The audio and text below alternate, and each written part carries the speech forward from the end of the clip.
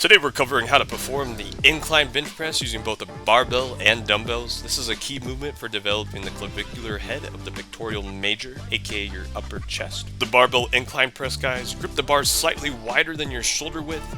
Unrack the bar and lower it with control to the upper portion of the sternum, just below the collarbones.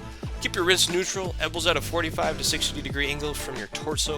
Avoid flaring out your elbows, guys. Keep them in and drive the bar upward by contracting your chest and extending through the elbows. Make sure to always keep tension on the muscle. For the dumbbell variation, guys, begin with the weights resting on your thighs, then kick them up as you lie back, keeping your palms facing forward. You don't want to put strain on your wrist. Lower the dumbbells to your chest level with a slight external rotation in your shoulders. Press the dumbbells upward in a slight arc and make sure you bring them close together at the top.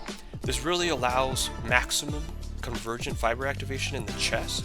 This is a great movement versus the barbell press because it really allows for you to focus on one pectoral at a time if you may have any muscle imbalances in your chest. Remember, guys, form over ego always. Be safe and have a great day.